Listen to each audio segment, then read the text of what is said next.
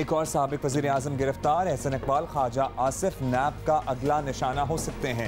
मिफ्ता इस्माइल की रिहाइशगाह पर छापा। मरियम नवाज के बरक्स शहबाज शरीफ किसी बड़े एहतजाज के मूड में नहीं। खैबर पख्तूनख्वा में जम होने वाले कबायली इलाकों में पहली बार सूबाई असम्बली के इंतखाबात कल हो रहे हैं। कौमी धारे में शमूलियत तो होगी, पसमानदा इलाकों को तरक्की के मौके भी मिलेंगे।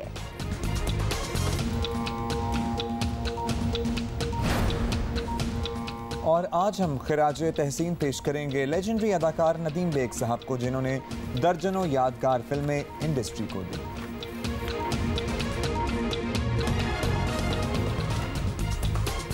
जनाब, ये गाना हमने काफ़ी दफ़ा शो में शामिल किया और हमेशा जब भी ये गाना आता है तो हमें वो जो है ना हेड गियर शबनम जी का, वो बड़ा फैसिनेट करता है कि what was the story all about, कि क्यों इन्होंने ये पहना हुआ है। लेकिन अदरवाइज नदीम साहब से चंद दिन पहले ही एक्चुअली लक्स स्टाइल अवार्ड्स पर मुलाकात हुई and it was a wonderful experience like always. अभी हम उनको ट्रिब्यूट तो यकीनन देंगे आगे चलकर, लेकिन उससे पहले कुछ और चल रहा है ट्विटर पर गालिबन, जो आपने ढूंढा है। हाँ, चलता रहता है ट्विटर पर। आजकल जो नया चल रहा है वो ये है कि सोशल मीडिया चूँकि बदलते रुझान है, मौजूदा दौर का सबसे बड़ा रुझान है एक दिन और अगले दिन कोई और होता है। ट्रेंड जो है फिर इस तरह से एक ट्विटर पर चल जाता है। बिल्कुल, सोशल मीडिया पर इस वक्त जहां पर फेस ऐप का तो एक चर्चा चल रहा है और लोग क्रेजी हुए हैं। अब्दुल्ला, आपने वैसे ट्राई किया? जनाब, मैंने एक्चुअली ट्राई किया, लेकिन थैंकफुली आपको एक ट्रिक बताता हूँ। अगर आपने ट्राई कराना है ना, तो मैंने बड़ा उसके डेटा ब्रीच और ये वाले इशूज़ का सुना है कि जनाब ये जो फेस ऐप है आपके डेटा को चोरी कर रहा है और हैक कर सकता है, और इतने मिलियन लोगों का डेटा जो है चंद दिनों में फेस ऐप के पास आ गया है। तो मैंने तो एक आसान तरीका किया है, किसी दोस्त ने जो ऑलरेडी इंस्टॉल किया हुआ था उससे कहा ये तस्वीरें भेज रहा हूँ मैं, तो मुझे चेंज कर करके भेजते रहो। So I did not download that particular app in my phone. लेकिन अभी हम फेस ऐप की बात नहीं कर रहे हैं जनाब। ट्विटर पर मैंने सुबह देखा कि क्या ट्रेंड्स चल रहे हैं, तो अपेरेंटली कोई साड़ी का अच्छा आप तो साड़ी का ट्रेंड कोई चल रहा है। तो ये किस किस्म का ट्रेंड है, और मैं आई एम जस्ट वंडरिंग कि किसने शुरू किया है ये? आजकल साड़ी का एक ट्रेंड सा चल रहा है, ट्विटर पर चल रहा है। खास तौर पे बहुत सी एक्ट्रेसेस, बहुत से लोग साड़ी पहन रहे हैं और ट्विटर साड़ी के नाम से उसे दिखाया जा रहा है। कुछ तस्वीरें भी दिखाते हैं, फिर इस पर बात करते हैं मजीद। दिखाएं जरा कुछ तस्वीरें किस किस। अच्छा, अरे दैट्स अ सरप्राइज। ये तो जानी पहचानी शक्ल लग रही है। तो आयशा खालिद हैं, फॉर्मर जियो न्यूज़ एंकर, और she is very active on Twitter and social media otherwise, तो आप उन्हें वहाँ फॉलो भी कर सकते हैं। और ये हमारी टीम ने वाजिबा तस्वीर निकाली है। Deepika sari is made for her. मैं तो आपको पता ही है, शायद हुमा को तो पता है कि मैं दीपिका का कितना बड़ा फैन हूँ। तो माशाल्लाह जो भी पहन लें तो माशाल्लाह ही हो जाता है। करीना है एंड ये कौन है राइट पे? कौन है? जैकलीन है क्या? जैकलीन फर्नांडिस हैं जनाब। और यू नो अब I am not an expert in sari and other wardrobes. तो ये कंगना, वैसे कंगना ने साड़ी पहनी हुई है, कुछ बहुत ज़्यादा कुछ सा लग रहा है। बनारसी साड़ी लग रही है ये, और काफ़ी हैवी साड़ी है। लेकिन इंडिया में तो ख़ास तौर पे साड़ी तो बड़ा ख़ास लिबास है इंडियंस का, लेकिन पाकिस्तानी भी बहुत अच्छी तरह से कैरी करते हैं। साड़ी अगर पहने ना तो आप मेक श्योर कि यू कैरी इट वेल। वैसे शबाना आज़मी की बड़ी ज़बरदस्त तस्वीर है। ये सारी वो तस्वीरें हैं जो मुख्तलिफ स्टार्स, आयुष्मान खुराना दिखाए हैं। ये माशाल्लाह इन्होंने भी जंप किया इस ट्रेंड में जो कि ट्विटर पर वायरल हो रहा है, साड़ी ट्विटर के नाम से। और इन्होंने अपनी भी तस्वीर, मुझे लग रहा है कि फोटोशॉप्ड है, लेकिन शेयर उन्होंने खुद ही अपने ज़ाती ऐसा लग रहा है कि फोटोशॉप्ड है। हाँ, लेकिन although all the leading ladies of the Bollywood and people in Pakistan also जो है वो sharing their pictures in sarees। क्या कह रहे थे? दोबारा बता दें कोई बात नहीं। अच्छा, कह रहे हैं जी अमिताभ बच्चन भी अपनी मूवी के कुछ कैरेक्टर्स में जो है ना वो साड़ी पहन के नजर आए हैं। एनी हाउ, अच्छा खैर, एनी हाउ हम जो है और बातें करेंगे, लेकिन ये तो ट्विटर पे ट्रेंड है। If you want to be a part of this trend तो आप अपनी साड़ी में तस्वीर लें और लगा दें ट्विटर पर। अभी कुछ सियासी मामलात की बात करने जनाब, बिल्कुल सियासी मामलात की बात। मैं आज सुबह यही कह रही थी कि मेरे पास पिक्चर तो है, लेकिन मैं ट्विटर पर लगा नहीं सकी। अगर लगाई होती तो मैं भी अपनी ऐड करा देती। लेकिन अभी कुछ सियासी मामलात की बात कर लेते हैं। साबिक वज़ीर-ए-आज़म गिरफ्तार हो गए हैं। साबिक वज़ीर ख़जाना को गिरफ्तार करने की कोशिशें जारी हैं। मुस्लिम लीग नून लाख ही कहे कि गिरफ्तारियों से कोई परेशानी नहीं, लेकिन सीनियर रहनुमाओं के जेल जाने से फ़र्क तो पड़ेगा, ज़ाहिर फ़र्क पड़ेगा। और LNG केस में आपको बताएं कि नैब ने साबिक वज़ीर-ए-आज़म शाहिद खान अब्बासी को गिरफ्तार कर लिया। नाब अहलकार इन्हें ठोकर नियाज़ बेग से गिरफ्तार करके साथ ले गए। दूसरी जानिब कराची में नायब ने साबिक वज़ीर ख़जाना मिफ्ता इस्माइल की गिरफ्तारी के लिए उनके घर पर छापा मारा, तहम घर पर अदम मौजूदगी के बायस उनकी गिरफ्तारी अमल में नहीं लाई जा सकी। मुस्लिम लीग नून के सदर शहबाज शरीफ ने इस पर सख्त रद्द अमल दिया। सुनिए क्या कहा गया। तमाशा जो इस वक्त इमरान खान नियाजी और नैब की मिली भगत से इस मुल्क के अंदर लगा है, और उसकी वजह क्या है? वजह साफ जाहिर है कि इमरान खान नियाजी इन 11 महीनों में उसने पाकिस्तान की मईशत का जनाजा निकाल दिया और उस तबाहशुदा मईशत के जनाजे को इन ग्रिम के पीछे छुपाना चाहता है। शहबाज शरीफ की जानिब से तो इस गिरफ्तारी की मजम्मत की गई है। दूसरी जानिब पाकिस्तान पीपल्स पार्टी के रहनुमा भी इन गिरफ्तारियों को हुकूमत की बौखलाहट करार दे रहे हैं। क्या कह रहे हैं, सुनिए। शाहिद खाकान अब्बासी की गिरफ्तारी का नोटिस लिया जाए। अगर आप समझते हो कि इस मुल्क के इंसाफ के तकाजे पूरे करने हैं, और ये सुप्रीम कोर्ट खुद चला है, नाकामियों को छुपाने के लिए इस किस्म की बातें करते हैं, गिरफ्तारियां पेश करते हैं कि 6 दिन 8 दिन निकल जाए। अब दिन गुजारने के लिए ये इनके हालात पैदा कर रहे हैं। और लीगी हुकूमत का कहना है कि जैसी करनी वैसी भरनी। जो हुकूमत है वो तो यही कह रही है और भुगतना तो होगा। क्या कहा हुकूमती रहनुमाओं ने इन गिरफ्तारियों के बाद? अपोजिशन का मौक़िफ़ तो हमने आप तक पहुँचा दिया, ये हुकूमती मौक़िफ़ भी सुन लें। कुछ किया ही होगा, आपको क्यों नहीं गिरफ्तार किया? ऐसे ही उन्होंने कुछ किया है, जो किसी ने कुछ किया हुआ है। मैं ये आपको कह दूं कि अभी अकाउंटेबिलिटी प्रोसेस जो है वो शुरू हो गया है और शुरू है। इसमें पता नहीं अभी और किसने जो कुछ किया वो भुगतेगा। शाहिद खाकान साहब चूरी खाने वाले मजनू ना बने। आपने मियाँ साहब के साथ अहदो पमा निभाने की कसम खाई थी, तो इतनी जल्दी अब बुखला गए हैं। हुकूमत तो कहती है कि जैसी करनी वैसी भरनी। दूसरी जानिब मरियम नवाज ने शाहिद खाकान की गिरफ्तारी पर रद्द-ए-अमल में ट्विटर पर लिखा है कि एक और मुंतखब वज़ीर आज़म गिरफ्तार हो गया। अवाम का मुंतखब नुमाइंदा नैब जैसे बदनाम इदारे की एक फ़ोटो कॉपी की मार है। जबकि मरियम नवाज एहतसाब अदालत में पेशी के लिए लाहौर से इस्लामाबाद रवाना हो गई हैं। ये तो ताज़ा तरीन मनाज़िर हैं कुछ देर कबल के, जो आप देख सकते हैं। मरियम नवाज इस्लामाबाद के लिए रवाना हो गई हैं लाहौर से। एहतसाब अदालत में आज पेश होंगी। एहतसाब अदालत ने एवनफील्ड रेफरेंस में जाली ट्रस्ट डीड पेश करने पर मरियम नवाज को आज तलब किया है। वैसे तो उनकी वार्डरोब खासा चर्चे में रहती है, लेकिन अब जो उन्होंने पहना हुआ है, आज सुबह लाहौर रवानगी से कबल की ये तस्वीर है, आप देख सकते हैं। उस पर साबिक वज़ीर आज़म मियां नवाज शरीफ की तस्वीर और कुछ लिखा हुआ है। अच्छा जी, लिखा हुआ नवाज शरीफ को। ये पहली बार है। हाँ, this is the first time that I have seen her wearing such anything like that. अच्छा, इसके साथ साथ आपको बता दें कि साबिक वफाकी वज़ीर मिफ्ता इस्माइल के घर पर भी कल छापा मारा गया और वहाँ उनकी अदम मौजूदगी के बायस उनकी गिरफ्तारी अमल में नहीं आ सकी, लेकिन छापा ज़रूर मारा गया है उनकी रिहाइशगाह पर। ताज़ा तरीन मनाजिर आपको दिखा सकते हैं। गुज़िश्ता रोज़ जब मिफ्ता इस्माइल के घर पर छापा मारा गया, चूँकि वो अपने घर पर मौजूद नहीं थे, तो नैब की टीम तफ्तीश तो करती रही, तलाशी भी लेती रही उनके घर की, लेकिन गिरफ्तारी के बगैर ही वहाँ से रवाना हो गई। मुस्लिम लीग नून के रहनुमा मुशाहिदुल्लाह खान हमारे साथ मौजूद हैं, उनसे बात करते हैं जो ताज़ा लेटेस्ट डेवलपमेंट्स हैं, गिरफ्तारियां हैं और बहुत कुछ हैं। मे भी मुश्किल हालात अभी बाकी हैं मुस्लिम लीग नून और दीगर अपोजिशन रहनुमाओं के लिए। शुक्रिया खान साहब। मुस्लिम लीग नून के रहनुमाओं की गिरफ्तारियों का सिलसिला जारी है। आप लोग नैब से ताबुन क्यों नहीं कर रहे? क्यों ये एक्शंस नैब को लेना पड़ रहे हैं कि इस तरह रिहाइशगाहों पर छापे मारे जाएँ या इस तरह गिरफ्तारियाँ हों? नैब के चेयरमैन जो हैं वो मतलब के एक वीडियो तो अरशद मलिक की निकाली, एक उनकी भी निकाली। मुझे ऐसा लगता है कि बहुत सारे काफ़ी अरसे से ये वीडियो दिखा दिखा के ही लोगों से ले लिए जा रहे हैं, काम किया जा रहा है।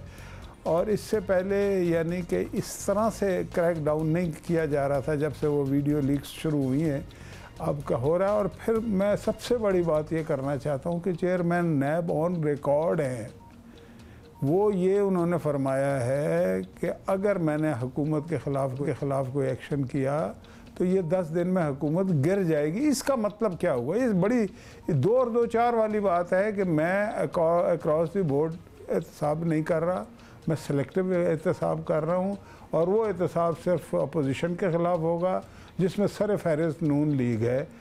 तो ये हो रहा है, तो इसमें ताउन जितना हमने किया कोई कर ही नहीं सकता, कोई आइंदा करके दिखा दे। अब ये यानी कि ये क्या पाकिस्तान के अवाम के मसाइल का हल यही है कि बेगुनाह लोगों को सज़ा दी जाए? और बस वो है ना कि इब्न आदम की हमीयत ने सुनाया है, या आज बेगुनाहों को बहर तौर सज़ा दी जाए, और फिर बताएंगे कभी कि हकीकत क्या है। अब फसानों को हवा दी। अच्छा मुशाहिदुल खान साहब, गिरफ्तारी नैब करती है, मुस्लिम लीग नून के रहनुमा हुकूमत पर बरस पड़ते हैं। आपको नैब हुकूमत के ज़ेर असर अगर नज़र आता है तो अदालतों में क्यों नहीं जाते? सब बयानात से क्या होगा? देखिए, अदालतों में भी तो गए ना, फैसले तो ये अदालतों ही नहीं किए हैं ना, या करवाए हैं या मॉनिटर बिठाए हैं, ये सारा कुछ अदालतों ही में हो रहा है ना। और जावेद हाशमी साहब ने क्या कहा था पहले, और अब क्या कहा उन्होंने कि जुडिशल मार्शल लगेगा, और कल उन्होंने परसों कहा कि लगा हुआ है। तो इसके बावजूद हम अदालतों में जा रहे हैं, अदालतों की सुन भी रहे हैं, लेकिन उनके फैसलों को ऊपर तनकीद करना या ना करना ये हमारा हक़ है, और वो मतलब कि उस हक़ को हमें इस्तेमाल करना चाहिए। हमें हकीकत तो बतानी चाहिए ना। हकीकत बताना इस मुल्क में बड़ा मुश्किल बना दिया गया है, लेकिन फिर भी, और उसकी इसलिए कि सज़ा भुगतनी पड़ती है ना। तो सज़ा मतलब कि लोग हक़ और सच की बात करते हैं, सज़ा भुगतने का या कीमत अदा करने का जब टाइम आता है तो वो पीछे हट जाते हैं। हम हक़ और सच पे खड़े भी हैं, हक़ और सच की बात भी कर रहे हैं, और हम उसकी कीमत भी अदा कर रहे हैं। नवाज़ शरीफ से लेके मरियम तक, शहबाज शरीफ से लेके हमजा शहबाज तक, खाकान अब्बासी से लेके साद रफ़ीक और कामरान माइकल और सलमान रफ़ीक और हनीफ अब्बासी तक, और बहुत सारे लोग अभी मिफ्ता के घर में छापा ये वो कीमत भी अदा कर रहे हैं। और मैं ये हक़ सच की बात। अच्छा, आपने कहा जी आप अपने मुताबिक हक़ सच की बात कर रहे हैं, उसकी कीमत अदा करनी पड़ रही है आपको। खान साहब ये बताइएगा कि इतनी गिरफ्तारियों और मुकदमात के बावजूद अब भी शहबाज शरीफ सड़कों पर आने और हुकूमत मुखालिफ कोई तहरीक चलाने का वाज़ेह प्लान नहीं दे रहे हैं, ये बात तो है सामने। ऑल्दो मरियम का बिल्कुल ही इरादा या प्लान कुछ और लगता है, तो इसका मतलब तो ये है कि आप लोग दबाव में आ रहे हैं, जो दबाव डालने की कोशिश की जा रही है अपेरेंटली उसका असर भी हो रहा है। फिर देखिए, APC मतलब के बन गई है, उसकी रहबर कमेटी बन गई है, उसने अपना काम शुरू कर दिया है। 25 जुलाई को हमने एहतजाज भी करना है पूरे मुल्क में, हर जगह जलसे होंगे, वो होंगे। लेकिन हम में और सुनामी वालों में फ़र्क है। सुनामी का मतलब तबाही लाना होता है, जो वो ले आए हैं। हर तरफ तबाही फिरी हुई है। हम पहले कहते थे कि इस तरह की इस्तिलाहें इस्तेमाल ना करो, लेकिन ये इस्तिलाहें सोच समझ के इस्तेमाल कर रहे थे। हमें अब पता लग रहा है। तो जहाँ तक हमारी पार्टी की बात है या शहबाज शरीफ की, नवाज शरीफ, हमने इस मुल्क को बनाया है। हम इस मुल्क पे को मतलब कि हम संवारने वाले हैं, हम इसको तबाह नहीं कर सकते। हम सुनामी वाले नहीं हैं। हम अपना एहतजाज करेंगे आइन और क़ानून के दायरे में रहते हुए, और आप देखिएगा कि हम मैच्योर तरीके से मरहलावार आगे बढ़ेंगे और इस हुकूमत को उखाड़ के फेंकेंगे। मुशाहिदुल खान साहब, एहसन इकबाल, ख्वाजा आसिफ की गिरफ्तारी का खदशा भी जाहिर किया जा रहा है। पूरी क़यादत अगर अंदर चली गई तो आपके कारकुनान को मुतहरिक कौन करेगा? क्या पार्टी ने अपना कोई लाहे अमल इस पर बनाया? देखें, इससे माजी में दो तहरीकों का मुझे पता है। ख़त्म नबूवत की 74 में ये तहरीक चली थी और 77 में PNA की। इन दोनों तहरीकों में एक चीज़ आइडेंटिकल ये थी कि जैसे ही शुरू हुई सारे यानी कि क़यादत जो है वो जेलों में चली गई थी। मैं भी छोटा मोटा था उस ज़माने, मैं भी जेलों में ही था, तो उससे कोई फ़र्क नहीं पड़ता। इस तरह से आप दबा नहीं सकते लोगों की आवाज़ को। वो है ना कि मेरी सदा को दबाना तो खैर मुमकिन है, मगर हयात की ललकार कौन रोकेगा? अब तो ये हयात की ललकार है। ये जो 13 जुलाई को जो हड़ताल हुई है, ये रियासत की तमाम ताकत को इस्तेमाल किया गया। मेरे इल्म में है बहुत सारी चीज़ें कि किस तरह से बुला के ताजर रहनुमाओं के साथ जो सलूक किया गया। इसके बावजूद आप देखें कि ऐसी हड़ताल की नज़ीर ही नहीं मिलती। और इस तरह दीवार है जो हुक्मरान अपनी आंखें मूंद के कबूतर की तरह बैठे हुए हैं, पढ़ना नहीं चाह रहे। अपनी चोट जो है वो रेत में डाली हुई है, तो वो डाले कब तक डाले रखेंगे? ये जो कुछ हो रहा है, ये हुकूमत जब जाने लगती है तब इस तरह की हरकतें होती हैं। अच्छा जी, आपके मुताबिक तो हुकूमत जब जाने लगती है तो इस तरह की हरकतें होती हैं, लेकिन अभी तो जाहिर है अपेरेंटली जो हालात नज़र आ रहे हैं हुकूमत नहीं जा रही। इस हुकूमत इज़ देयर टू स्टे, लेकिन अपोजिशन के लिए हालात मुश्किल से मुश्किल तर होते जा रहे हैं। और इसी सिलसिले में एक लेटेस्ट हमारे पास ये है कि गुज़श्ता रोज़ साबिक़ वफाकी वज़ीर मिफ्ता इस्माइल के घर पर भी छापा मारा गया था, वहाँ तो नहीं थे मौजूद, जिसकी वजह से नैब टीम उन्हें गिरफ्तार किए बगैर ही आ गई। लेकिन मिफ्ता इस्माइल साहब पहुँचे हैं सिंध हाई कोर्ट, कुछ देर कबल के मनाजिर हैं और ज़मानत कबल गिरफ्तारी की दरख्वास्त गालिबन देंगे। और इस सिलसिले में कार्रवाई के लिए अपने वकला के हमरा मिफ्ता इस्माइल साहब सिंध हाई कोर्ट पहुँचे हैं। बिल्कुल कुछ देर पहले के मनाजिर हैं As the day started, कल की कार्रवाई के बाद आपको बता दें कि मिफ्ता इस्माइल अब सिंध हाई कोर्ट पहुँचे और वहाँ पर ज़मानत के लिए कार्रवाई की दरख्वास्त इनके तरफ से दी जाएगी। मुअव्विन खुसूसी बरा इत्तलात फिरदौस आशिक अवान साहिबा ने हमें ज्वाइन किया है, बहुत शुक्रिया डॉक्टर साहिबा, it's always an honour to have you on the show. Doctor साहिबा, अभी हम बात कर रहे थे मुशाहिदुल्लाह खान साहब से भी, और कल जो हुआ वो भी हमने देखा और फिर आपका रिएक्शन भी हमारे सामने था।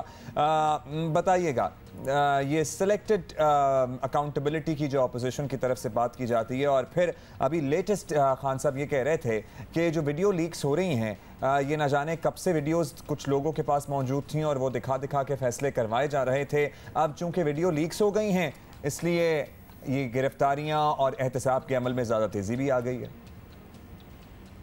बिस्मिल्लाहिर्रहमानिर्रहीम। सबसे पहले तो मैं क्योंकि कराची आ भी रही हूँ और इंशाल्लाह आप तो मुझसे मुलाकात होगी। जरूर साहब तशरीफ लेके जा रहे हैं तो वो मुझे कराची के लिए स्पेस मिल जाएगी। होपफुली 23, 24, 25 किसी दिन भी मैं आपके पास होंगी। जान we would be waiting for you. बैठ के आपके तमाम सवालों का जवाब दूंगी।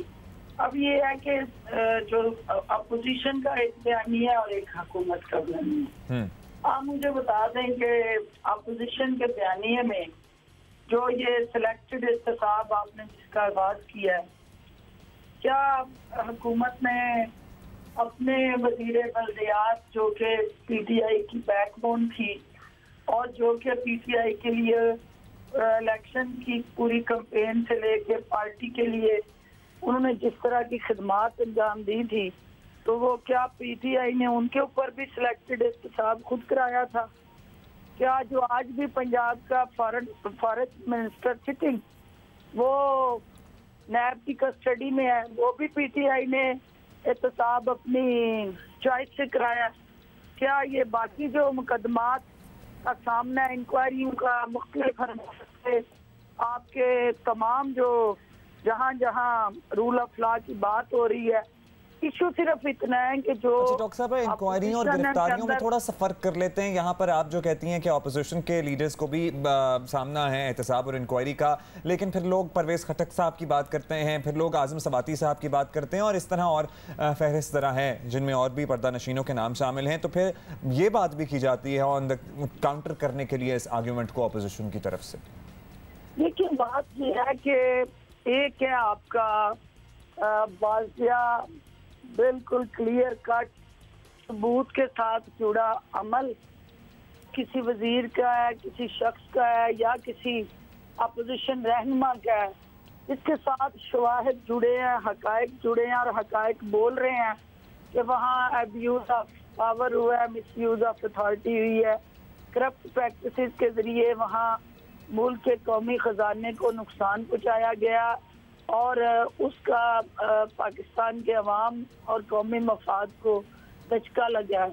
उस शख्स का अमल जो है उसको फोकस करके, टारगेट करके, प्रायोरिटाइज करके अगर नैब किसी जगह किसी फर्द को बुलाती है तो किसी के खिलाफ भी एप्लीकेशन आती है। बुलाना नैब का कोई बहाम नहीं है, लेकिन देखना यह है कि उस बुलावे के साथ जो उससे पूछा जाता है क्या वो उसको सेटिस्फाई करता है, क्या उस क्वेश्चनर के जवाब आ जाते हैं।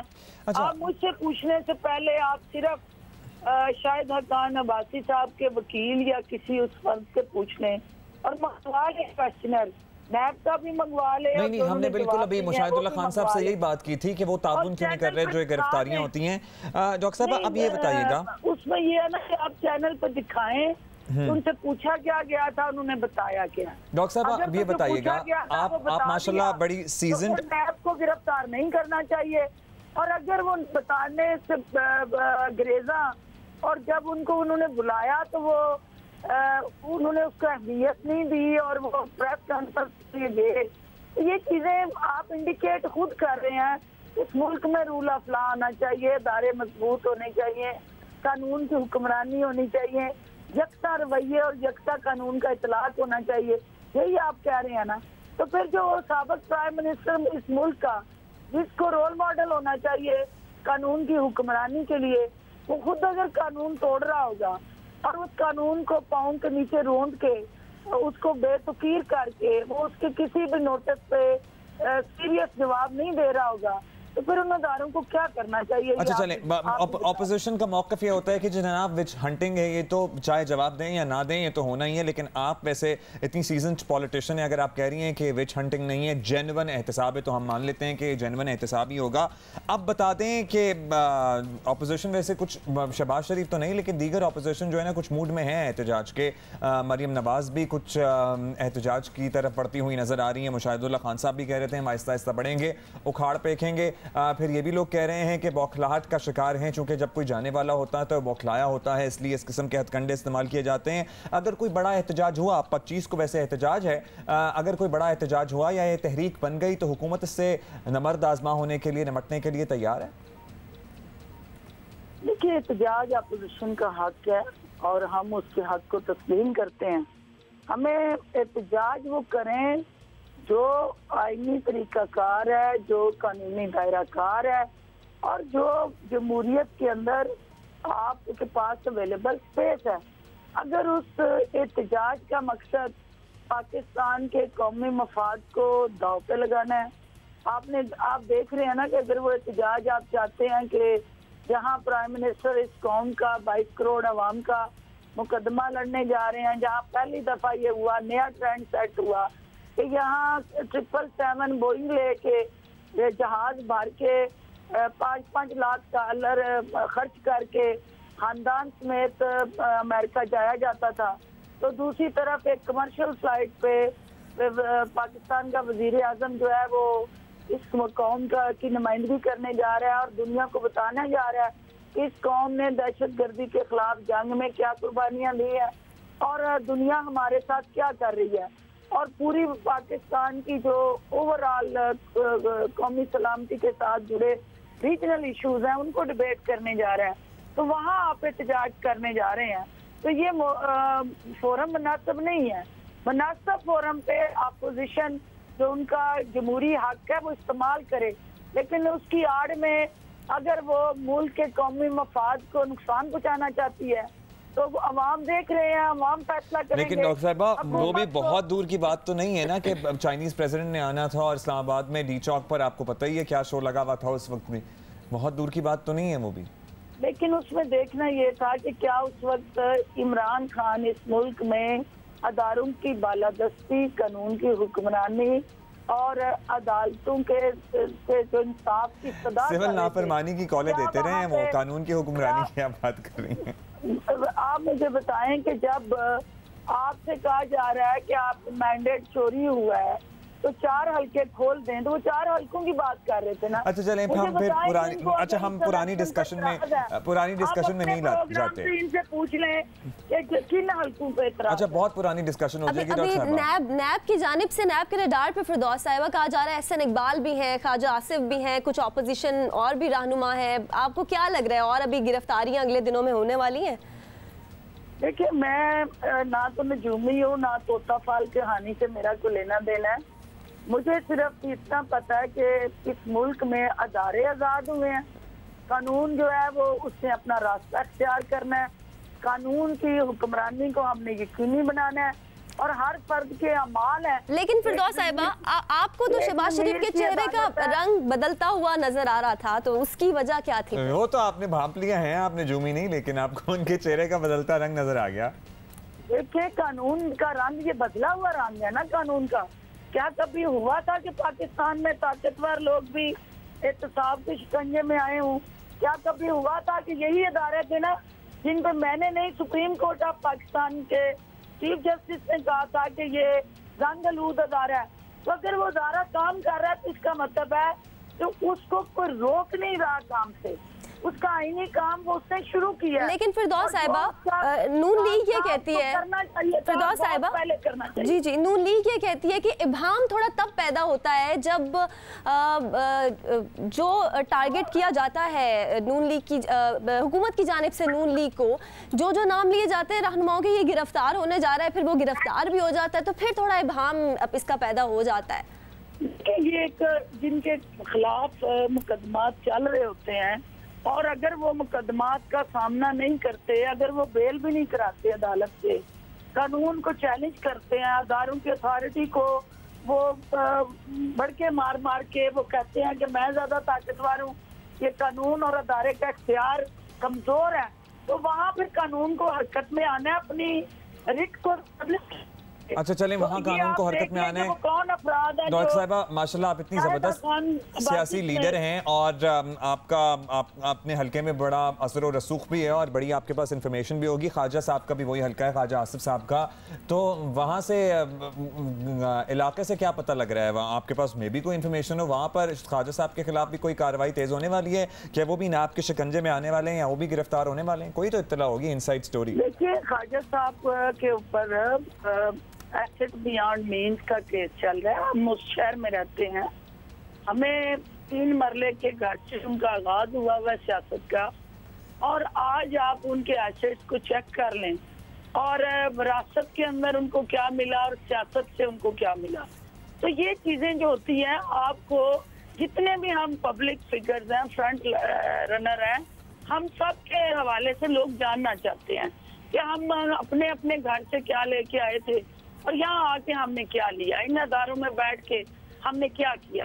तो ये हम क्या है, अगर खारिज साहब उस पर जो तफसीलात मांगी गई हैं उनको दे दें कि उनकी विरासत के अंदर उनके वालिद साहब ने उनको ये तमाम कारोबार, इतना वसी बैंक बैलेंस और ये तमाम जो उनके साथ जुड़े जो हाउसिंग कॉलोनियों के स्टैंडर्ड्स हैं, नस्ल दर नस्ल ट्रांसफर हुए हैं, तो यकीनन असल में ट्रेजेडी ये है ना, ट्रेजेडी ये है डॉक्टर साहिबा कि वो एक एग्जांपल नहीं है। अगर आप कह रही हैं कि उनके साथ ये सब कुछ है, तो और भी बहुत से हैं इसी सियासत में बड़े प्रोमिनेंट चेहरे जिनका ताल्लुक शायद पाकिस्तान तहरीक इंसाफ से भी है, जिनके असास से अगर 25-30 साल पहले उठा के देख लें और अब देख लें तो बहुत फ़र्क है। एनी हाउ, हम जो है ना ये सारी बातें कराची जब आप आएंगी ना उसके लिए पेंड कर देते हैं, और कराची जब आप आएंगे तो जाहिर है हम ऑपोजिशन की कार्रवाइयों की बात तो करेंगे। जी जी बताइए। सिर्फ आप सुने, ख्वाजा साहब का जो है, देखिए पाकिस्तान की जो कैबिनेट है वो 22 करोड़ अवाम की नुमाइंदगी करती है और एक हाईएस्ट फोरम है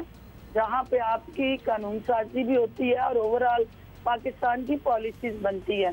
उस कैबिनेट के फोरम ने एक फॉरवर्ड किया है इशू ख्वाजा साहब का, इस मुल्क का सिटिंग डिफेंस मिनिस्टर, आपका इंटीरियर मिनिस्टर, फॉरेन मिनिस्टर और मिनिस्टर लॉ एंड वो पावर एंड जो वाटर एंड पावर है, वो आपके बैरूनी मुल्क में किसी कंपनी की नौकरी करते रहे हों और वो एक सिक्योरिटी ब्रीच है, और इस मुल्क के लिए इससे बड़ा मजाक कोई नहीं कि उनका डिफेंस मिनिस्टर किसी और मुल्क की नौकरी कर रहा हो तो उसको FIA या मिनिस्ट्री इंटीरियर प्रोब करे तो उसके साथ जुड़े वो कौन से राज थे, बेनिफिट थे जो वो उस मुल्क को दे रहे थे, जिसकी बदौलत वो उनको तनख्वाह दे रहा था। ये तो बड़ा संगीन इल्जाम लगा रही है, ये तो बड़ा ही संगीन इल्जाम लगा रही है डॉक्टर साहिबा। आप कह रही हैं कि एक डिफेंस मिनिस्टर किसी और मुल्क को कोई राज दे रहा था अपेरेंटली मुबैना तौर पर, जिसकी वजह से उन्हें पैसे मिल रहे थे। आप उनके जो डॉक्यूमेंट्स हैं, जिस वक्त वो डिफेंस मिनिस्टर थे,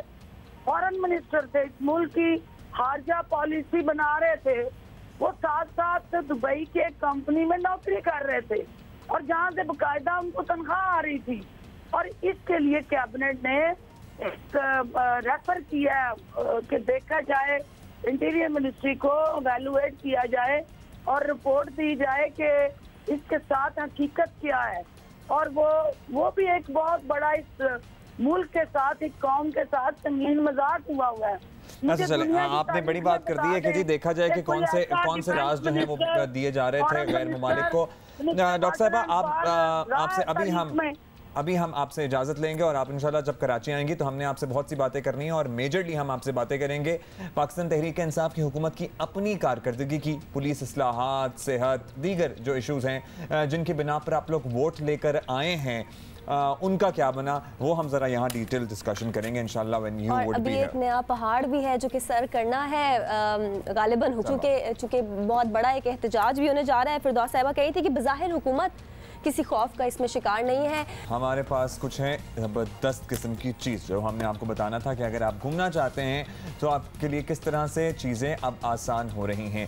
एयरबीएनबी का ज़ाहिर है किसको नहीं पता, वैसे बहुत से लोगों को अगर नहीं पता तो हम आपको बता देते हैं। दुनिया की मारूफ एप्लीकेशन है जिसके ज़रिए कोई भी शख्स अपना घर या अपने घर का कोई हिस्सा किराए पर दे सकता है और कुछ अरसे के लिए 2 रातें, 3 रातें, 4 रातें, 1 हफ्ता, 1 महीना, ये आपके परमानेंट किराएदार नहीं होते और कोई किरायानामा नहीं होता। कोई मुसाफिर ये सहूलत इस्तेमाल करता है। फॉर इंस्टेंस अगर आपने कहीं जाकर होटल लेना है तो आप ये करते हैं कि होटल चूँकि बहुत महंगा मिलेगा आपको, आप कोई ना कोई अपार्टमेंट या किसी घर का कोई कमरा कम निरखों पर किराए पर ले लेते हैं और वहाँ जाकर रहना शुरू करते हैं, अपना काम करते हैं और वहाँ से चेकआउट कर देते हैं, जस्ट लाइक अ होटल।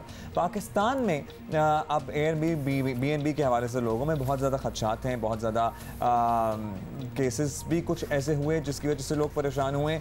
एक ऐप आई है जो है घूमो। अब ये घुमा देती है या फिर घूमने में आपकी मदद करती है। इसके फाउंडर मेंबर हैं हमारे साथ ऑन अहमद, उनसे बात करते हैं। अस्सलाम वालेकुम ऑन, वेलकम टू जियो पाकिस्तान। ज़ाहिर है एयरबीएनबी तो एग्जिस्ट कर रहा था लेकिन लोगों के ट्रस्ट का फुकदान था एयरबीएनबी पे। जैसा कि आपने बताया कि कितने अरसे में उनकी पाकिस्तान में अब तक अगर लिस्टिंग देखें तो ज़ाहिर है it's not as much as it is across the globe। जितनी लिस्टिंग्स बाहर होती हैं वहाँ पे तो हमारे फैमिली मेम्बर्स और अपने ही दोस्त अपने घरों के कुछ हिस्से जो हैं वो एयरबीएनबी करते हैं। यहाँ पर हमारे यहाँ अभी भी वही कॉन्सेप्ट नहीं था, लोग डरते थे। तो आपको एक घूमो का कॉन्सेप्ट कैसे आया और कौन सा चैलेंज था या कौन सी चीज़ थी जो एयरबीएनबी नहीं दे रही थी जिससे आपने कहा कि हाँ वो नहीं दे रहे लेकिन मैं यहाँ पे केटर कर सकता हूँ? So obviously the biggest thing is कि एक तो एयरबीएनबी सिर्फ पाकिस्तान की एक छोटी मार्केट के लिए is not going to change it's जो प्रोसेस है वो चेंज नहीं कर सकती। वो कैश बेस्ड अपने आप को नहीं कर सकती। It is you can only pay through credit card on Airbnb and only in dollars. अब आप देख सकते हैं पाकिस्तान के अंदर 93% अवाम जो है वो कैश बेस्ड मार्केट में काम करती है। So we came out with local cash solutions, payment solutions, जिसमें आप पैसे देके कैश देके भी अपना लोगों के पास, बहुत लोगों के पास तो क्रेडिट कार्ड होता ही नहीं है। यहाँ पे हमारे यहाँ वैसे ही रिलक्टेंस है क्रेडिट कार्ड को लेके। डेबिट कार्ड तो सबके पास होते हैं, क्रेडिट कार्ड कहते हैं जी हमने नहीं बनवाया। So that's another challenge. So ये शुरू कॉन्सेप्ट हुआ था through deep long thinking of के पाकिस्तान में हम कैसे बेहतर कर सकते हैं कोई भी चीज़। मैं हमेशा सोचता रहता था कि मैं क्या कर सकता हूँ कंट्रीब्यूट अपने कंट्री के लिए, जबकि मैं टीवी पे देखूँ तो ये सारे पॉलिटिशियंस एक दूसरे से लड़ रहे हैं। हमेशा बैक टू स्क्वायर वन मेरी मेंटालिटी आ जाती थी कि मैं कुछ नहीं कर सकता इस मुल्क का, क्या कर सकते हैं। तो eventually when I was in the US, मैं इस वेकेशन रेंटल्स बिजनेस में काफ़ी टाइम से हूँ। मेरे पास न्यूयॉर्क सिटी में, फिलाडेल्फिया में आई हैड अपार्टमेंट्स, मैं एयरबीएनबी करता था उन पे। तो आई गॉट द आइडिया कि मैं यही चीज़ इमर्जिंग मार्केट्स में क्यों नहीं स्टार्ट करूँ, which is my home country in Pakistan. So I started vacation rentals in Karachi and got a great response. My response has been out the roof. I have apartments. Foreigners आके रह रहे हैं। मैं लोगों को बताता हूँ। आपने Airbnb शुरू किया है? Absolutely. I already have properties here in Karachi as well. I get it. Absolutely. And then I came up with the idea कि यार इसको why not take it and make it serious into a company where I can do this I can let people host as well. और सबसे अच्छा इसका किस city में response आया? Lahore has been the most open to the idea. उधर काफ़ी लोग already कर रहे हैं. For example, हमारा फोकस है यूनिक प्रॉपर्टीज़ पे, जैसे beach huts in Karachi, farm houses in Lahore, Islamabad, you know all these major cities, resorts in the north. नथिया गली में इतनी प्यारी प्रॉपर्टीज़ जो अनडिस्कवर्ड हैं और कभी ऑनलाइन नहीं रही. नाउ देयर ऑन घूमो and you can book them directly through paying cash और क्रेडिट कार्ड और बैंक ट्रांसफर. ठीक है. जो ये रिजॉर्ट्स हैं, ये होटल्स हैं, for instance Nathia Gali, because you know this is going to fascinate a lot of people. Lahore Karachi में तो कोई ना कोई रिश्तेदार मिल ही जाता है आपको, लेकिन अप नॉर्थ में आपको एट टाइम्स होटल फुल होते हैं, बुकिंग नहीं मिल रही होती है, होटल अगर मिल जाता है तो वो आपको पसंद नहीं आ रहा होता है. तो ये रिजॉर्ट्स हैं या लोगों के घर हैं या ऐसे लोगों के घर हैं जो कि खाली हैं और वो अब ये घूमों पे दे रहे हैं? हमारा फोकस है unique properties. So for example मैं आपको एक कॉन्सेप्ट बताता हूँ जिस पे ये हमारी पूरी कंपनी बिल्ट है. इट्स कॉल्ड मेहमान नवाजी. हर पाकिस्तानी के अंदर एक कॉमन ट्रेड है, मैं वो ट्रेड ढूंढ के दैट इज मेहमान नवाजी। आपके घर के अंदर कोई आता है, आप उसको मेहमान की तरह ट्रीट करते हैं। ईस्टर्न कल्चर की ये खूबसूरती है। एब्सोल्युटली, बिल्कुल। और हमारे से ज़्यादा हॉस्पिटेबल लोग, एक ही तो खासियत जो मुझे क्लियरली नजर आती है, पंजाबी के घर जाओ, सिंधी के घर जाओ, मुहाजिर के घर, दे विल ट्रीट यू, खाना खिलाएंगे, खिदमत पाकिस्तान से बाहर से कोई भी आए तो सबसे वो कहते हैं बड़ी हॉस्पिटल। एग्जैक्टली। अब आप सोचें उसी मेहमान नवाजी के प्यारे ट्रेड को आप टेक्नोलॉजी के साथ मिक्स कर लें, and you can actually be better than any Airbnb. Airbnb is going to be a joke for you. Security concerns कैसे overcome करेंगे आप? So right now we've partnered with an insurance company which is basically insuring every reservation. हर बंदा जाके रहता है, उसकी booking without any additional cost, basic liability के लिए insured है। On top of that हमारे platform पे कोई भी user without verification through NADRA and their CNIC वो register नहीं हो सकता। नहीं, register नहीं हो सकता as a user। If somebody is trying to book a accommodation, उसकी भी वेरिफिकेशन होती है, और जो लिस्ट होती है accommodation उन दोनों की वेरिफिकेशन होती है, दोनों की, every user। और उस वक्त क्या किया जाता है, क्या आईडी कार्ड लिया जाता है, और फॉरेनर है लेट्स से तो उसका passport, exactly, any form of government issued ID works हमारे पास रिकॉर्ड में आ जाती है फॉरेनर्स। सो वी ऑल्सो अभी सबसे पहला ख्याल तो ये आएगा ना, अम्मी वो जरा गेस्ट रूम है एयरबीएनबी कर दूं या घूमो.pk कर दूं, तो अम्मी कहेंगी पागल हो, घर में कोई आ जाएगा। बिल्कुल, सबको बेहोश करके साथ सामान ले जाएगा। अम्मी ने तो यही कहना है, तो वो उन अम्मी को समझाने के लिए कोई हमारे पास चीज़ होनी चाहिए। तो सिंध पुलिस ने एक बहुत ज़बरदस्त इनिशिएटिव लॉन्च किया है, and I am proud of not just Sindh police, my bad, it's actually Punjab police, KP police and Sindh police. They have a software called hotel I.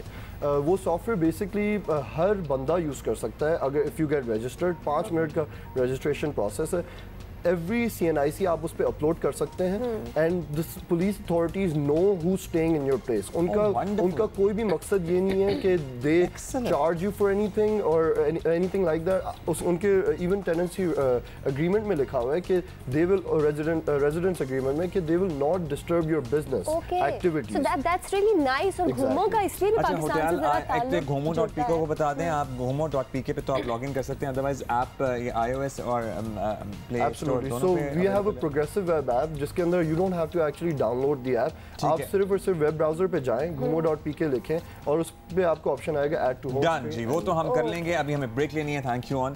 Police इस्लाहात पे बात कर लेते हैं जनाब। पुलिस इस्लाहात की जब हम बात करते हैं तो पुलिस में इस्लाहात लाने के इंतखाबी वादे तो बहुत से किए गए, इंतखाबात के बाद से ही लगता है कि ये वादे भुला दिए गए। कुछ पेशरफ्त इनमें चूँकि नहीं हो सकी। मुल्क भर में पुलिस रिफॉर्म्स पर क्या काम हुआ? आज चीफ जस्टिस ऑफ पाकिस्तान सब IG से मिल रहे हैं। इमरान खान ना सिर्फ हुकूमत में आने से पहले पुलिस का निज़ाम बदलने की बात करते थे, बल्कि इब्तदाई तकारीर में भी उन्होंने बारहा ये दावा दोहराया। पुलिस का हमने निज़ाम ठीक करना है। पहले मुझे KP की बड़ी खुशी है कि KP के अंदर एक बहुत बड़ी तब्दीली आई है पुलिस में, और मैं बड़ा शुक्रगुजार हूँ कि जिस तरह KP की पुलिस ने एक ऐसी तब्दीली लेके आई कि हमारे इलेक्शन की जीतने की एक बहुत बड़ी वजह यह थी कि पुलिस तब्दील हो गई वहाँ। अब खान साहब को तो शायद ये वादा याद नहीं, लेकिन चीफ जस्टिस आसिफ सईद खोसा ने आज पुलिस रिफॉर्म्स कमेटी का इजलास तलब किया है जो कराची रजिस्ट्री में हो रहा है, और उस इजलास में तमाम सूबों, वफाक, कश्मीर, गिलगित बल्तिस्तान के IGs और साबिक IGs शिरकत कर रहे हैं। देखिए आज क्या होता है इस इजलास में। साबिक IG इस्लामाबाद ताहिर आलम साहब हमारे साथ मौजूद हैं, उनसे जानते हैं, उनसे बात करते हैं कि क्या आइडियली होना चाहिए, अभी क्या क्या खामियां हैं, सिस्टम को कैसे बेहतर किया जा सकता है। बहुत शुक्रिया ताहिर साहब, आपने वक्त दिया। ताहिर साहब, थाना कल्चर की अगर बात करें तो थाना कल्चर में ज़ाहिर है कोई तब्दीली नहीं आई है, अपेरेंटली कोई ऐसी तब्दीली नहीं आई है जिससे आज भी मैं, नीलम या और हमारे देखने वाले व्यूअर्स में से कोई शख्स कंफर्टेबल हो थाने में जाते हुए, और अब यहाँ तक कि अपनी शिकायत और अपना ग्रीवियंस दर्ज कराते हुए भी थाने के नाम से लोगों को खौफ आ जाता है। इमरान खान साहब हुकूमत में आए थे तो उन्होंने आने से पहले बड़े वादे वईद किए थे कि सबसे पहले थाना कल्चर तब्दील करेंगे, लेकिन अब तक एक भी कदम नहीं उठाया जा सका है। क्या इतना ही मुश्किल काम है ये?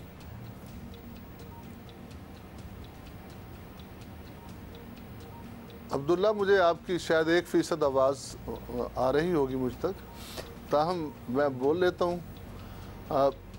इमरान खान साहब की हुकूमत में आने से पहले जब इनकी सूबा खैबर पख्तूनख्वा में हुकूमत थी, जो जिस तरीके से खैबर पख्तूनख्वा की इस्लाह की गई थी, और उसको देखते हुए हम समझते थे कि पंजाब की पुलिस की इस्लाह भी ये करेंगे और इन्होंने उस पंजाब पुलिस की इस्लाह के लिए उस वक्त नासिर दुरानी साहब जो हैं उनको हेड भी बनाया था पंजाब में पुलिस में रिफॉर्म्स लाने के लिए, लेकिन फिर जो उसका हशर हुआ सब आपके सामने है किस तरीके से उस वक्त के आईजी चेंज किए और उसके साथ ही दुरानी साहब को भी जाना पड़ा।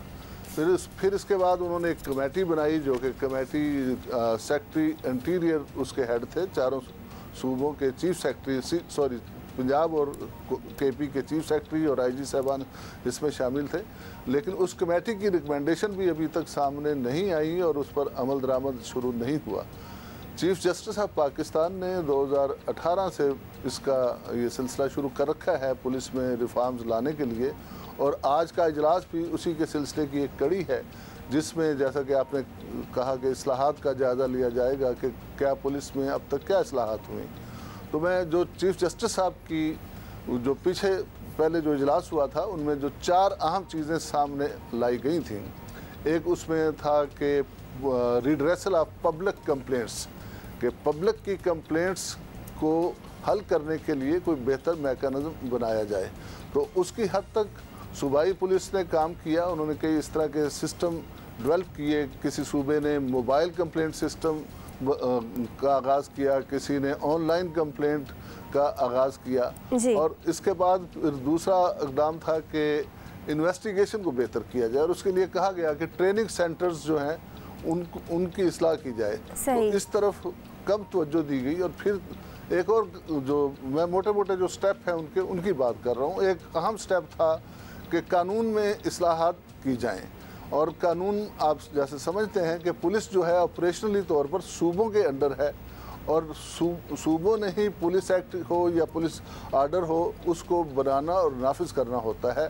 तो इस सिलसिले में कोई खातर ख्वाह काम नहीं हुआ। मुख्तलिफ सूबों की पुलिस में मुख्तलिफ किस्म के कानून जो हैं वो बनाए गए हैं। सिंध ने हाल ही में जो कानून बनाया है उसमें भी आईजी को बेदस्तोपा करके रख दिया गया है, और उस पर पब्लिक सेफ्टी एंड कमीशन के नाम से जो मेंबर्स की सिलेक्शन का कहा गया है वो सब मेंबर्स पॉलिटिकल हैं, उसमें अपोजिशन पार्टीज के बराए नाम मेंबर्स हैं। और ना सिर्फ सूबाई सतह पर जिला सतह पर भी पुलिस को पब्लिक सेफ्टी कमीशन के अंडर कर दिया गया है। फिर उसमें जो रिक्रूटमेंट का प्रोसीजर है, अब बाकी पंजाब में जैसे रिक्रूटमेंट है सिर्फ सब इंस्पेक्टर लेवल पर और कांस्टेबल लेवल पर या एएसपी लेवल पर, जबकि सूबा सिंध में रिक्रूटमेंट जो है वो इंस्पेक्टर लेवल पर भी रखी गई। अच्छा, आपको आवाज़ आ रही है ताहिर साहब? इसमें काफ़ी और भी ऐसी चीज़ें हैं, मसलन आईजी जो है वो डीएसपी से एसपी प्रमोशन और या इंस्पेक्टर से डीएसपी प्रमोट करने का इख्तियार आईजी से लेकर वो भी ब्यूरोक्रेसी को, यानी ताहिर साहब अब आपको आवाज़ आ रही है हमारी? अगर आ रही है तो हम आपसे एक अहम सवाल करना चाहेंगे।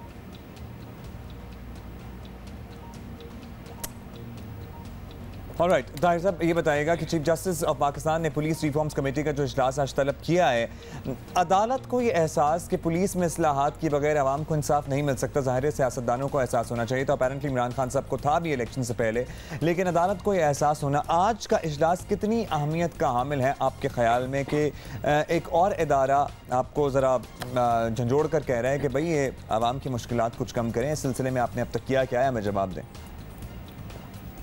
गालिबन राब्ता हमारा मुनक़ता हो गया है और कुछ लूप होल्स की बात कर रहे थे, कुछ नुकाइस थे उनका जिक्र कर रहे थे। पुलिस में इस्लाहात लाने के इंतखाबी वादे तो बहुत किए गए, लेकिन वादे वफा होते इंतखाबात के बाद कुछ नज़र ना आए। और जो KPK में पुलिस के निज़ाम में जो बेहतरी आई थी उससे पीपल वर रियली होपफुल कि पंजाब में भी ज़ाहिर है पाकिस्तान तहरीक इंसाफ की हुकूमत है तो वहाँ में कुछ बेहतरी आएगी, लेकिन उसके बाद जो हुआ सारा कुछ इस्लाहात के लिए जिनको लगाया गया, नासिर दुरानी साहब उनके साथ जो हुआ वो भी सबको याद है, ढका छुपा नहीं है, उसके बाद से कुछ हो नहीं सका। ताहिर साहब हमारे साथ मौजूद हैं दोबारा से। ताहिर साहब, hopefully you can hear us loud and clear now. Tahir साहब आपको आवाज़ आ रही है? मैं ये कह रहा था कि खैबर पख्तूनख्वा में तो किसी हद तक उन्होंने पुलिस को बेहतर कर लिया था, और उसकी एक बड़ी वजह दुरानी साहब की अपनी शख्सियत थी। और खैबर पख्तूनख्वा का कल्चर भी एक ऐसा है जहां पर पुलिस की इतनी अहमियत नहीं है, लेकिन पंजाब जैसे सूबे में जिसका एक फ्यूडल बैकग्राउंड है, जहां की सियासत शुरू ही पुलिस से होती है, थाने से होती है। सियासतदान जो है पुलिस के बगैर अपने आप को समझता वो कुछ भी नहीं है। तो यहाँ उन्हें इस्लाहात करने की तरफ जो भी उन्होंने कोशिश की वो नाकाम रही। खुद उनकी अपनी पॉलिसियों की वजह से आईजी चेंज हुआ, फिर दुरानी साहब को भी जाना पड़ा। मेरा ख्याल है कि अब उनकी प्रायोरिटी में ये पुलिस रिफॉर्म्स नहीं रही। उन्होंने समझ लिया है कि शायद ये मुश्किल काम है। ऐसे में सुप्रीम कोर्ट ने जो स्टेप उठाना शुरू किया है ये अगरचे बहुत खुश आइंद है, लेकिन मैं समझता हूँ कि ये वक्ती तौर पर है, क्योंकि जब तक इसको लीगल कवर हासिल नहीं होता इस तमाम स्टेप को, क्योंकि सूबों ने लेजिस्लेशन करनी है। सूबे जिस तरीके से पुलिस का लाभ बना रहे हैं, हमने देखा कि सिंध ने जिस तरीके से पुलिस आर्डर 2002 का हुलिया बिगाड़ कर उसको नाफिज किया, जिस तरह से उन्होंने आईजी के इख्तियारात ख़त्म किए, जिस तरीके से उन्होंने public safety and security commission के नाम से लोकल लेवल पर भी जो सियासी वर्कर्स हैं पुलिस को उनके हाथ में दे दिया है। जिस तरह अब वो चाहें तो कोई कंप्लेंट करके ना सिर्फ आईजी को हटाया जा सकता है बल्कि डिस्ट्रिक्ट के एसपीज भी बरहूने मिन्नत हो गए हैं। ज़ाहिर है तो बहुत ज़्यादा जवाबदेही की ज़रूरत है, और जिस तरह आईजी से आप कह रहे हैं कि इख्तियारात ले लिए गए हैं उस पर भी आंसरेबल होना चाहिए। बहुत शुक्रिया, ताहिर आलम खान साहब हमारे साथ मौजूद थे और आज का इजलास बहुत अहम है। खैबर पख्तूनख्वा में जम होने वाले कबायली अज़ला में मुल्क की तारीख में पहली मरतबा सूबाई असम्बली के इंतखाबात हो रहे हैं। बड़ा इंपॉर्टेंट माइलस्टोन है, कल हो रहे हैं एक्चुअली ये इलेक्शंस, और कल होने वाले इन इलेक्शंस को साबिक कबायली इलाकों को कौमी धारे में शमूलियत का बाकायदा आगाज करार दिया जा रहा है। 26वीं आईनी तरमीम के जरिए जम होने वाले फाटा में सूबाई असम्बली की 16 नशिस्तों पर होने वाले इंतखाबात में तकरीबन 28 लाख रजिस्टर्ड वोटर्स अपना हक राय दही इस्तेमाल करेंगे। इंतखाबात में मुख्तलिफ सियासी जमातों और सैकड़ों आज़ाद उम्मीदवार जो हैं वो मद्दे मुकाबिल हैं। पाकिस्तान बनने के बाद पहली मरतबा ये कि कबायली अवाम सूबाई सतह पर हक राय दही इस्तेमाल करेंगे, और इससे पहले कबायली अवाम जो थे वो सिर्फ कौमी असम्बली के इंतखाबात में हक राय दही का इस्तेमाल करते रहे हैं। और माजी की अगर बात करें तो माजी में इनके मुंतखब नुमाइंदों को इलाके के मखसूस हालात के ज़्यादा इख्तियारात भी हासिल नहीं होते थे, तो डिप्राइव्ड थे ये इलाके काफ़ी अरसे से। सीनियर तज्ज़िया कार रहीमुल्ला यूसुफ़ज़ई साहब ने हमें ज्वाइन किया, उनसे बात करते हैं और उनसे जानते हैं कि कितने अहम हैं ये इलेक्शंस। बहुत शुक्रिया रहीमुल्ला साहब। बड़ा तारीखी मौका है, कबायली अज़ला को पहली बार खैबर पख्तूनख्वा असम्बली में नुमाइंदगी मिलेगी। खित्ते में क्या तब्दीली आती देख रहे हैं इस कदम के बाद आप? क्या वाकई ये एक बहुत ही अहम और तारीख़ी मौका है, और जो हमारे कबायली इलाके थे जो अभी खैबर पख्तूनख्वा में जम हो गए हैं और ज़िले बन गए हैं, वहाँ के अवाम को पाकिस्तान की पार्लियामेंट में तो नुमाइंदगी हासिल थी। कौमी असम्बली के 12 अरकान थे, सेनेट में 8 अरकान थे, लेकिन खैबर पख्तूनख्वा में इनकी कोई नुमाइंदगी नहीं थी, हालांकि ये बहुत करीब थे और ये यहाँ पे चूँकि इंज़माम नहीं हुआ था।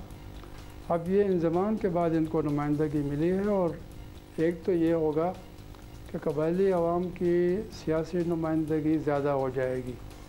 कौमी असम्बली सेनेट के बाद उनको सूबाई असम्बली में नुमाइंदगी मिलेगी, और इसके बाद वहाँ पे बल्दियाती इंतखाबात भी होने वाले हैं। तो जितनी दफ़ा पिछले 1 साल में खैबर पख्तूनख्वा में इंज़माम के बाद साबका कबायली इलाके के अवाम को वोट देने का मौका मिल रहा है, शायद ऐसा पहले किसी सूबे के लोगों को नहीं मिला। और ये बार बार जब वो जाएंगे पोलिंग स्टेशन और वोट डालेंगे तो ज़ाहिर है उनकी तरबियत भी होगी, और वो पाकिस्तान के मेन स्ट्रीम में, पाकिस्तान के जमहूरी निज़ाम में शामिल हो जाए। अच्छा रहीमुल्ला साहब, इन इलाकों में एक रिवाज रहा है कि कबीले और बिरादरी की बुनियाद पर वोट डाले जाते हैं, क्या इस बार भी यही उनसर गालिब रहेगा? पहले तो चले एक बहाना था कि रमज़ान का महीना है और बहुत गर्मी है, अब तो वहाँ पे यानी मौसम भी इतना गर्म नहीं है, इस साल तो मौसम बेहतर रहा। और फिर ये कि ऐसे मौके तो बहुत कम मिलते हैं, कभी कभार ये मौका आता है कि सियासी जमातों को एक मौका मिलता है कि वो जाकर अपना पैगाम पहुँचाएँ, अपने लिए हमायत हासिल करें, अपने उम्मीदवारों को कामयाब बनाएं। तो वो हमें गहमा गहमी नज़र नहीं आई। शायद सिक्योरिटी के हालात बेहतर नहीं थे और इसीलिए सूबाई हुकूमत ने इलेक्शन कमीशन ऑफ पाकिस्तान से दरख्वास्त की थी कि इंतखाबात को मुलतवी किया जाए और इलेक्शन कमीशन ने 18 दिन के लिए इंतखाबात मुलतवी भी कर दिए थे। ख़ास तौर पे शुमाली वज़ीरिस्तान के हालात ख़राब थे, लेकिन मेरे ख़्याल में बाकी जो कबायली इलाके थे जो अभी ज़िले बन गए हैं वहाँ पे तो सूरत हाल बड़ी अच्छी थी और अगर अहम सियासी रहनुमा चाहते तो वो वहाँ पर इंतखाबी कैंपेन चला सकते थे जैसे दिखे। थैंक यू रहीमुल्लाह साहब, आपने वक्त दिया। और कल का दिन बड़ा अहम है। कल आप इन इलेक्शंस के बारे में जियो न्यूज़ पे लम्हा ब लम्हा बाखबर रह सकते हैं। एक्चुअली टॉप गन का ट्रेलर मैं दोबारा फेसबुक पे देख रहा था ड्यूरिंग द ब्रेक और ज़बरदस्त प्लॉट है। वो कहते हैं कि एटलीस्ट आपको 34 साल बाद आपने इतना ज़बरदस्त पहले मिशन किया था, 34 साल बाद आपको एटलीस्ट 2 स्टार एडमिरल तो होना चाहिए था, लेकिन आप अभी तक कैप्टन कैसे हैं? तो उन्होंने कहा जी it's one of life mysteries. तो वो मिस्ट्री कैसे सॉल्व होगी इसके लिए आपको टॉप गन का जो सीक्वल है वो देखना पड़ेगा। People are really fascinated and excited about it. वो जो म्यूजिक है ना, वो जो थीम सॉन्ग है टॉप गन का, it's still is I am humming in my mind. लेकिन अभी हमारे पास some more important issues to discuss. वज़ीर आज़म इमरान खान और सदर मुमलिकत डॉक्टर आरिफ अलवी ने तहरीक इंसाफ के बागी रहनुमा अकबर एस बाबर के खिलाफ हत्या की इज्जत का दावा दायर कर दिया है। डिस्ट्रिक्ट एंड सेशंस कोर्ट में दायर दावे में कहा गया है कि 2017 में दावा नाकाफी सबूतों की बिना पर वापस लिया गया था, लेकिन अकबर एस बाबर की पार्टी पॉलिसियों पर तनकीद के बायस अब 5 अरब रुपए हट जाने का दोबारा दावा दायर किया गया है। अकबर एस बाबर मीडिया पर जारी मुहिम से इमरान खान और डॉक्टर आरिफ अलवी की को नुकसान पहुंचा है। अकबर एस बाबर ने नवंबर 2014 में इमरान खान और आरिफ अलवी समेत दीगर रहनुमाओं पर पार्टी फंड्स में मुबैना खुर्द-बुर्द के इल्जामात लगाए थे और अब तक इस केस का फैसला नहीं हो सका। अब खुद उनके खिलाफ हट जाने का दावा दायर हो गया है। बानी रहनुमा पाकिस्तान साफ अकबर एस बाबर से बात करेंगे, हमारे साथ वो मौजूद है। बाबर साहब, सदर और वज़ीर आज़म की जानिब से आपको हत्या की इज़्ज़त का नोटिस भेजा गया है जिसका जवाब ना देने पर मुकदमा किया गया है। आपने नोटिस का जवाब क्यों नहीं दिया?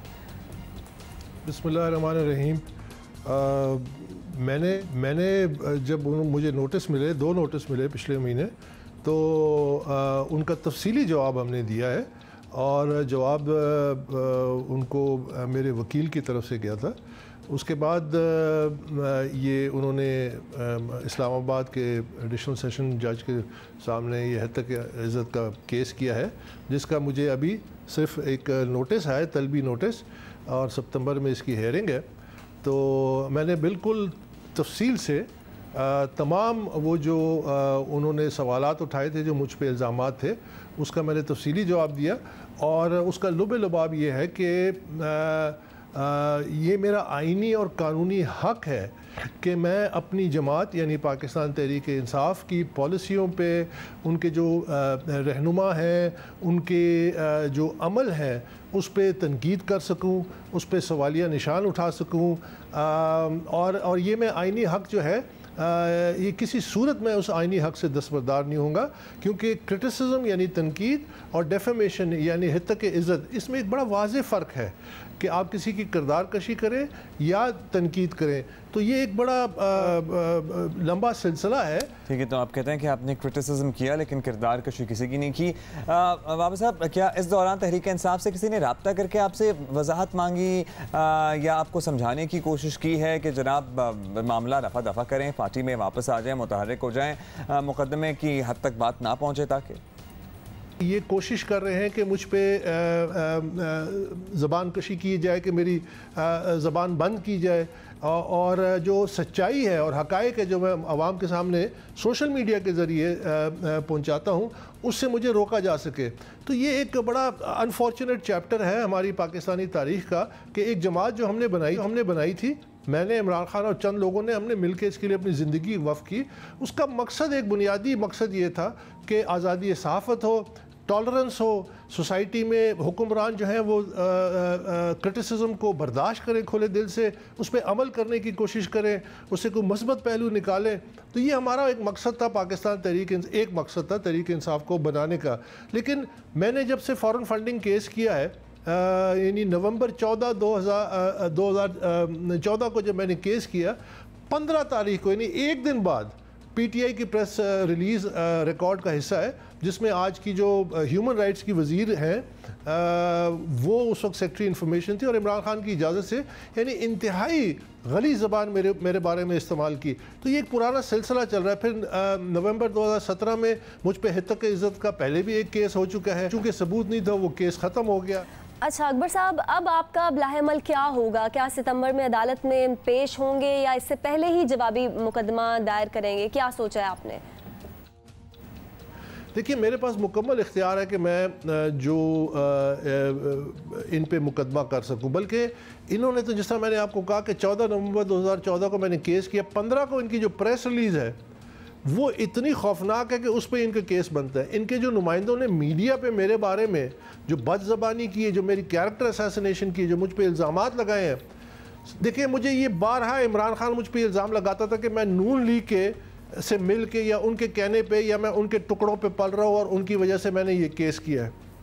आज इमरान खान वज़ीर आज़म पाकिस्तान है, आज इमरान खान के नीचे ISI है, आज इमरान खान के नीचे MI है, आज इमरान खान के नीचे IB है, FIA, तमाम इदारे हैं। आए ना कोई सबूत सामने कि मैं किसी पार्टी से मिल के और ये मैंने केस किया था या इसके पीछे कोई और मकसद था या कोई साजिश थी या मेरे कोई इरादे नेक नहीं थे।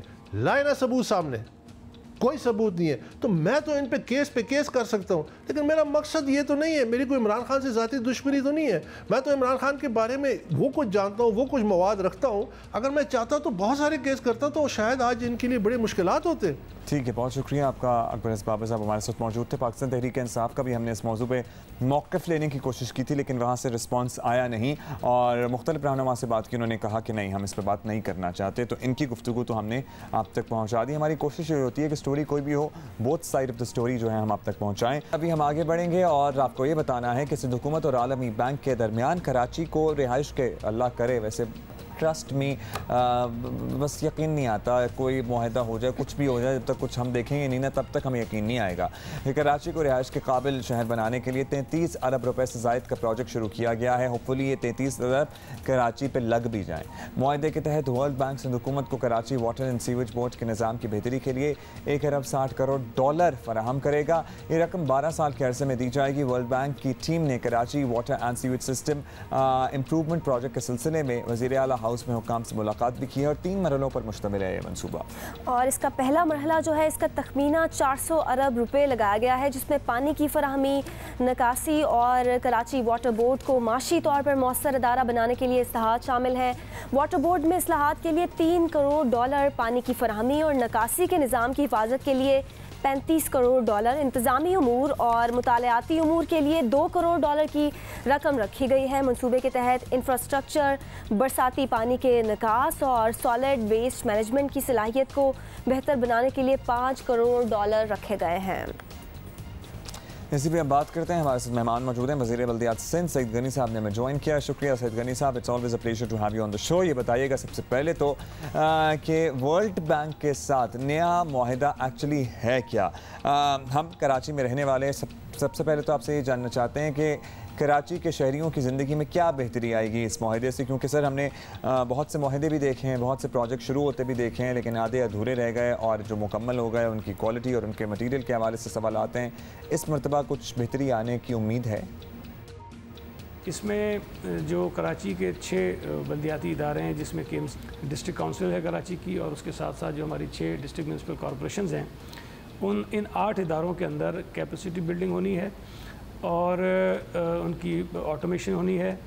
उसके साथ साथ जो प्रॉपर्टी टैक्स का एक काम है, वो चूँकि हम ट्रांसफ़र कर रहे हैं, ये बेसिकली फ़ंक्शन भी DMCs का, ये पैसा उन्हीं के पास जाता है, तो ये उन्हीं को ट्रांसफ़र करने जा रहे हैं। लेकिन उससे पहले हम उनकी कैपेसिटी बिल्डिंग भी करना चाहते हैं और कराची में एक सर्वे भी होगा जिसकी बुनियाद पर एक अच्छा और फ्रेश डेटा जो है वो आ जाएगा कि कितनी प्रॉपर्टीज़ ऐसी हैं जो टैक्सेबल हैं, जिन पर टैक्स लगाया जा सकता है, और इससे जो माली पोजीशन है DMCs की वो काफ़ी बेहतर हो जाएगी और टैक्स कलेक्शन इनका काफ़ी बेहतर हो जाएगा। उसके साथ साथ जिस तरह मैंने बताया कि जो 8 बल्दियाती इदारे कराची शहर के हैं, उन तमाम में उनकी जो म्यूनसिपल सर्विसेज जो देते हैं उस पर ये पैसा भी ख़र्च होना है। तो तकरीबन कोई 20 अरब से जो है ज़ायद या यूँ कह लें कि टोटल तो 24 अरब है, लेकिन उसमें कुछ part solid waste management board का भी है, लेकिन मेजॉरिटी पैसा जो है इन 6 इदारों में जाएगा और उसमें वो अपने वहाँ पर लाइट्स का जो है काम वो कर सकते हैं, स्ट्रीट्स वहाँ पे हो सकती हैं,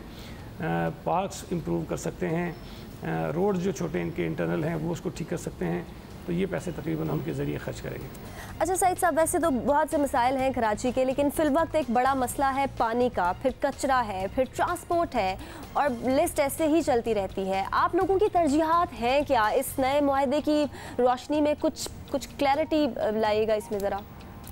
देखिए, जैसे अभी मैंने बताया कि मुख्तलिफ प्रोजेक्ट्स हैं जो हमने वर्ल्ड बैंक के साथ करने हैं। उसमें एक तो ये है जो क्लिक के नाम से है, और एक दूसरा प्रोजेक्ट है जो है KWSSIP जो Karachi water and sewerage board improvement project है। उसमें कराची में जो सीवरेज और पानी का इंफ्रास्ट्रक्चर है उसके ऊपर हमने काम करना है, और ये प्रोजेक्ट तकरीबन 100 अरब रुपए का है।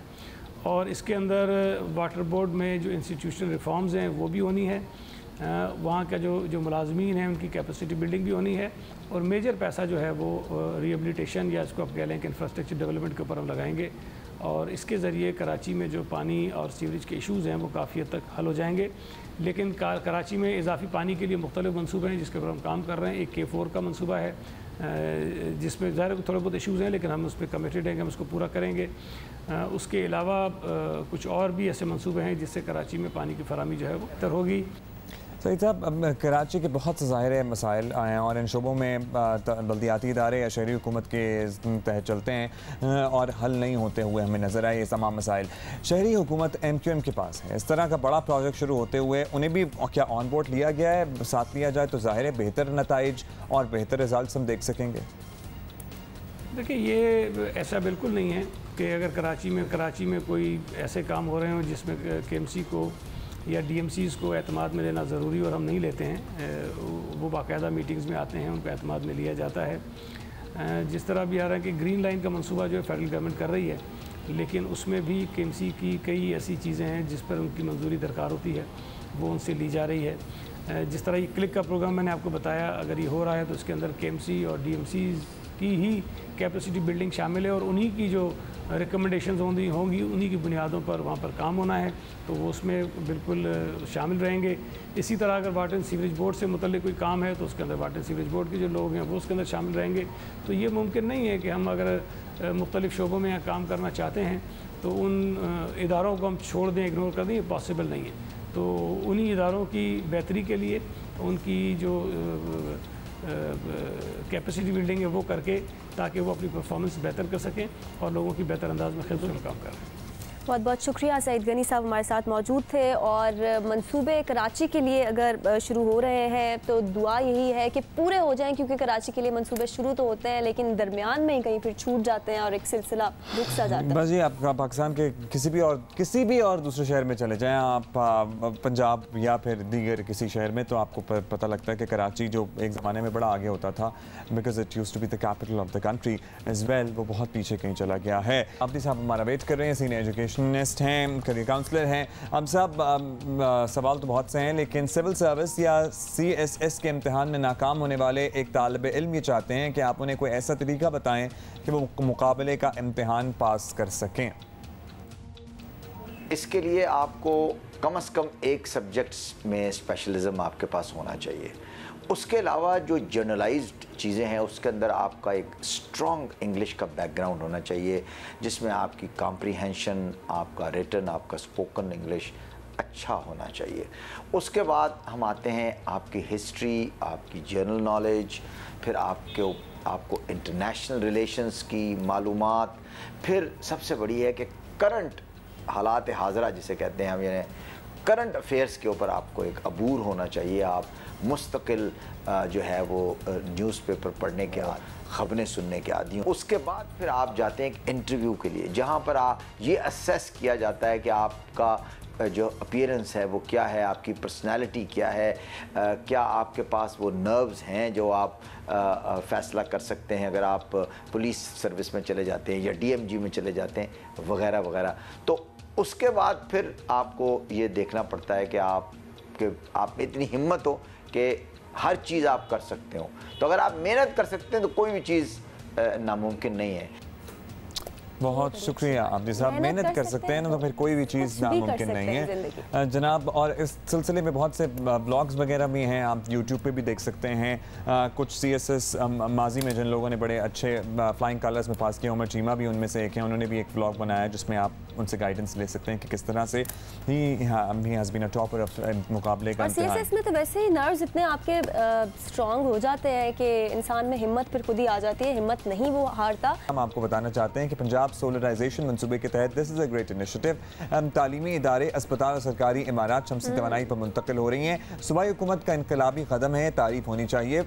पंजाब हुकूमत बिजली चोरी बर्दाश्त न करने की पॉलिसी अपना रही है और दही इलाकों के लिए बायोगैस से बिजली की फराहमी और इसी पर मुश्तमिल छोटे डैमों के मंसूबे भी जारी हैं। बड़े ज़बरदस्त इनिशिएटिव्स हैं। और इसके अलावा जनूबी पंजाब के 10,800 स्कूल्स ऐसे हैं जो कि सोलर एनर्जी पर मुंतकिल करने का फैसला किया गया है, तो बड़ा अच्छा इनिशिएटिव है ये। पंजाब की यूनिवर्सिटीज़ और फिर बुनियादी मराकज़ सेहत की अगर बात करें, इनको भी मरहलावार शमसी तवानाई पर मुंतकिल किया जाएगा और वाटर सप्लाई स्कीमों को भी शमसी तवानाई के जरिए फिर चलाया जाएगा। एशियाई तरक्याती बैंक और महकमा तवानाई पंजाब 86 मिलियन डॉलर की रकम से बुनियादी मराकज़ सेहत और प्राइमरी स्कूलों को शमसी तवानाई पर मुंतकिल करेंगे।